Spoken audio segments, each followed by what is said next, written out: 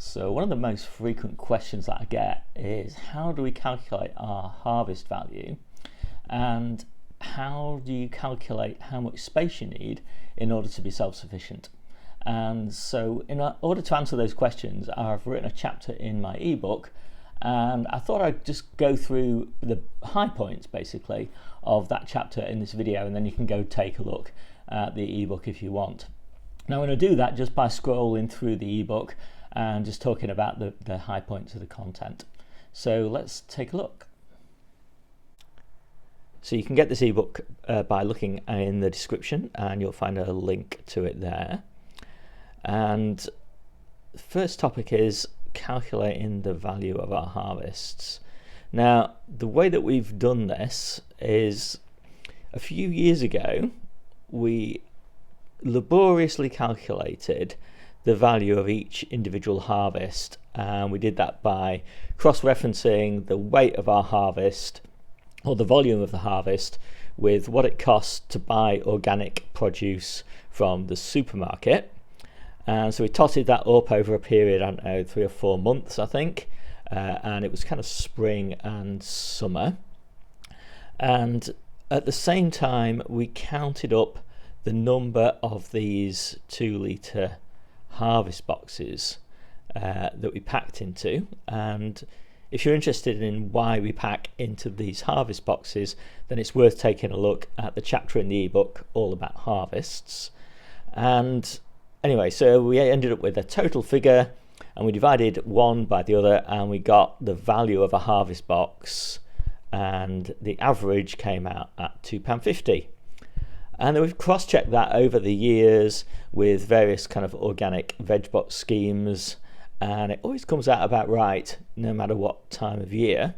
So we're pretty happy that this is a useful and a very simple, that's the most important thing, way of calculating the value of our harvests. Now obviously, because we don't sell our produce, we only give it away and or eat it ourselves, of course. And so this is a pretty quick and simple way of doing it. But it does mean that over the years we've been able to get quite a lot of useful data, and that's what I'm going to go through today. Now the other thing is we're able to take a look at how many meals we harvest, and we know this because we know how many meals Debbie and I have eaten, and we know how many boxes we've eaten as well. And so we've worked out that for us, one of those 2-litre boxes provides a meal for one person.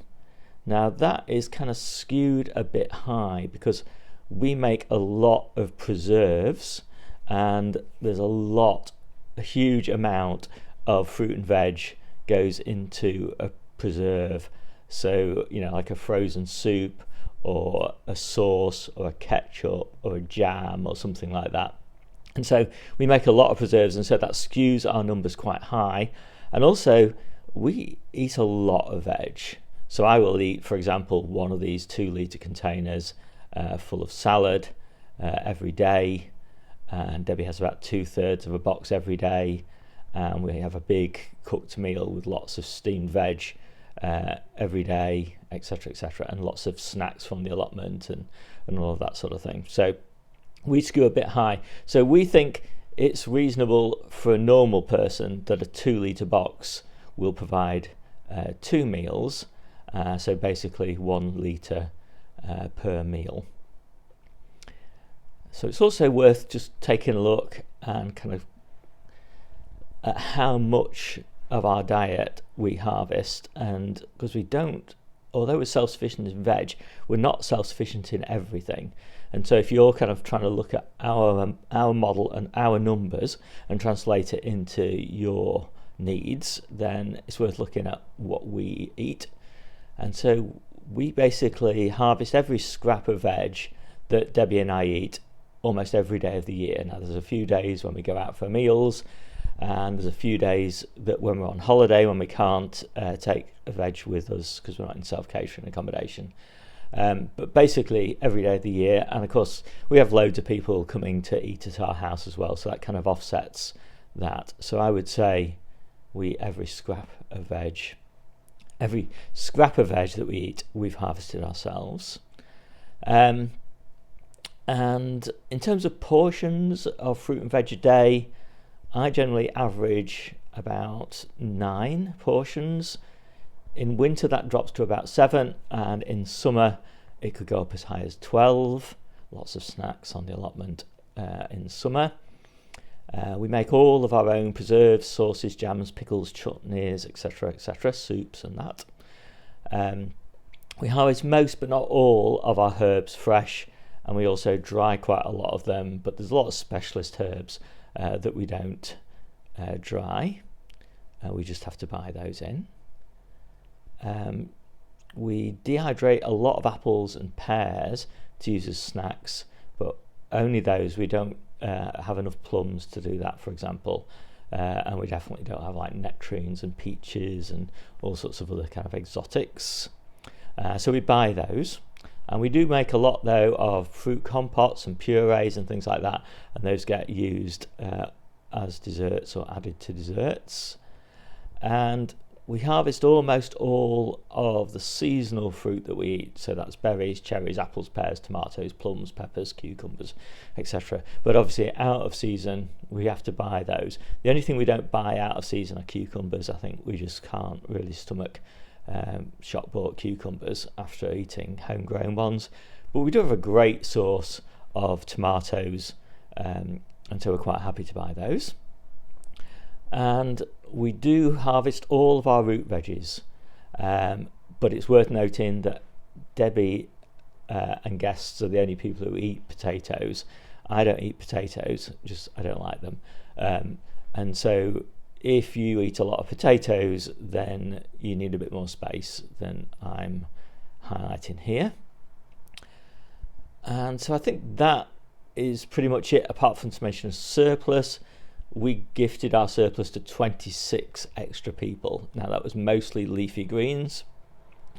We don't have enough surplus in onions, potatoes, carrots, tomatoes, apples, pears, strawberries, etc. to give them everything that they need. Although everybody has had a few of those things, nobody apart from Debbie and I have had a complete balanced diet that includes everything. So how much should we harvest in total? Well, we picked £12,000 worth of fruit and veg last year, and that included the preserves. So if we take the preserves off, that was £11,290 worth of fruit and veg, and we packed that into 4,519 2-litre boxes. Not everything went into those 2-litre boxes. Things like potatoes and beetroots and things like that doesn't make sense to pack into those boxes, but for everything that did make sense, that's what we did.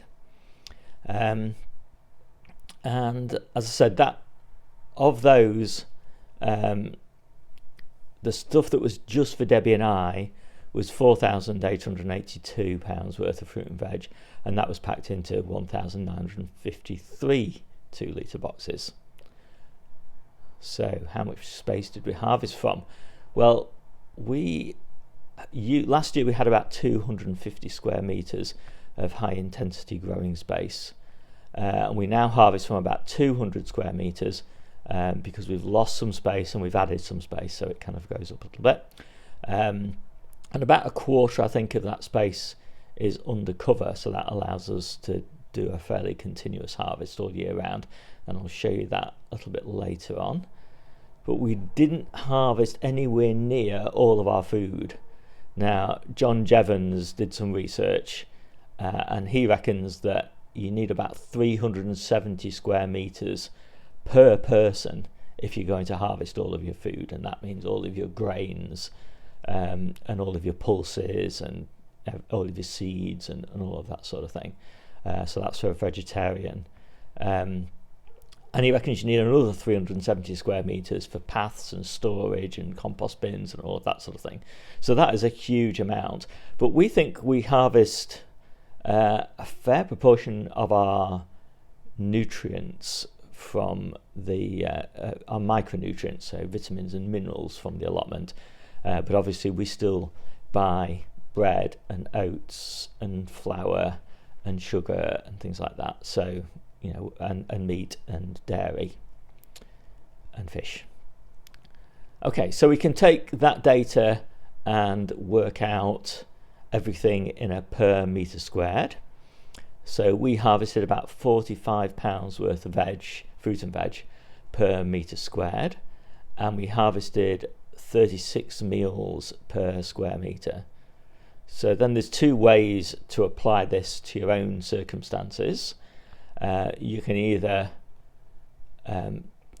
work out how much you spend on fruit and veg and then divide that by 45 and you'll get the amount of square metres that you need.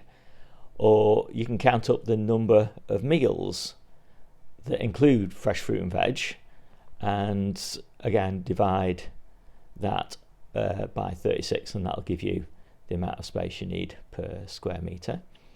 And then you need to kind of factor that up by how much you eat by comparison with the average person.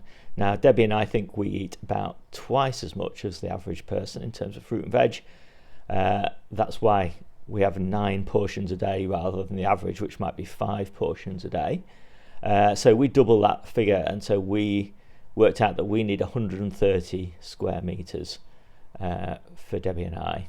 And we currently garden on 200 square metres, and so we have about 70 square metres for the rest of the family.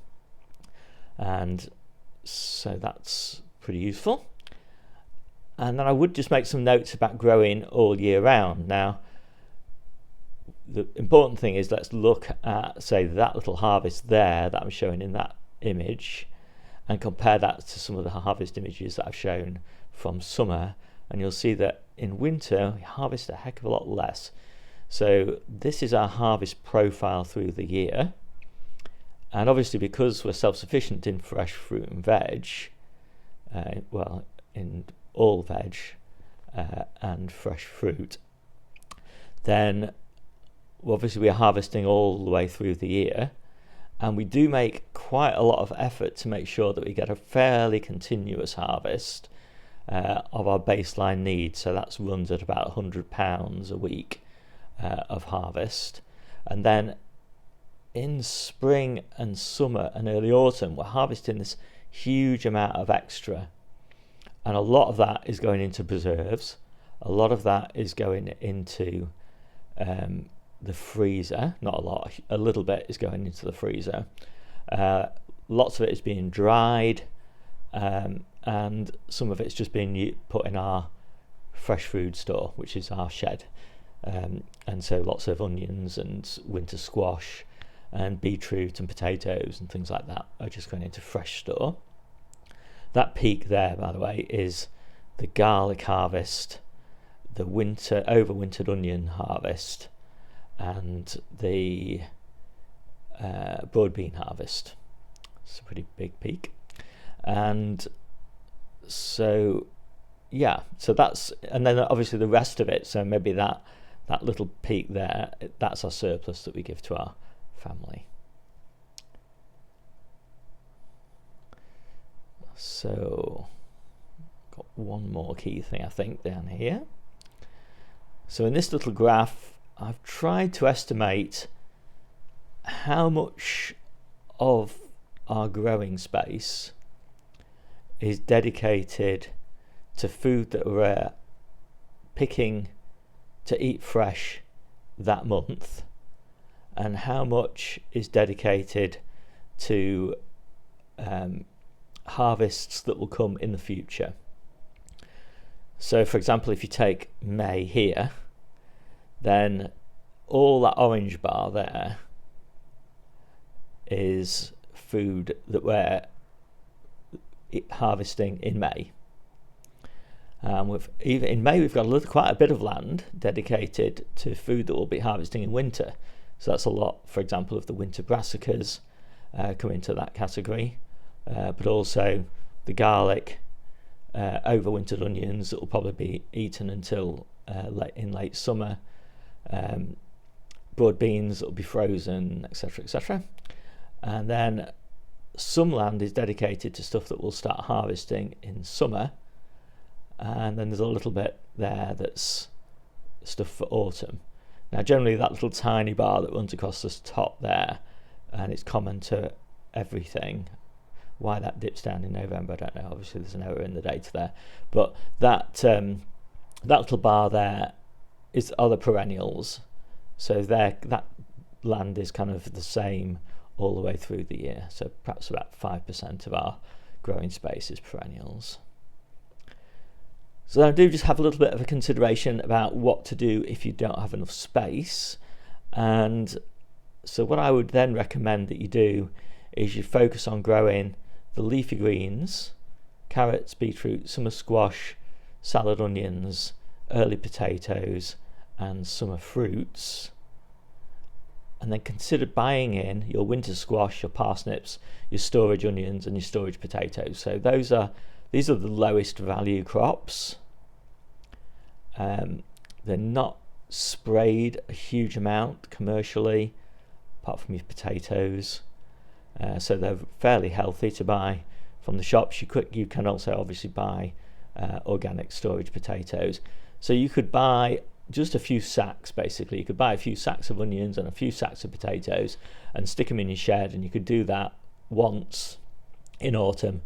Buy a whole load of really cheap winter squash, again, store those, and you'd be pretty much self-sufficient, and you need about half the land that you'd need if you tried to grow all of those, as well as your leafy greens, your carrots, your summer squash, etc., and your salad onions and your early potatoes. And obviously these are the higher value crops as well. So that would be my recommendation. Now, I do also have a kind of ranking of everything we grow, and it's kind of a bit of a weird list, and I'm going to do some work on this list because I'm not really very happy with how useful it is. But basically, I ranked everything that we grow from 3 perspectives: how tasty it is, how big a yield of it we get, and how nutritious it is. And then I combined those 3 ranks into one sort of mega rank, and that's the list that we came up with. So Colette's come out top because they're just incredibly tasty, incredibly nutritious, and incredibly prolific, a great yield, and they have a great yield at exactly the time you want them, which is winter and early spring, if you're growing food all year round. So anyway, that's my kind of ranked list, and you can kind of take that as interesting but not hugely useful. As I said, I'm working on a new version of this where I'll actually do this ranking and group everything by type. So what you'll get are the best lettuces and the best Brussels sprouts and the best onions, sort of thing, according to these ranks. But anyway, it is what it is. It's data that I've got, so I thought I would share it. So there we go, that's the data that I've got, and I'd like to improve it, and I'd like to improve this chapter as well.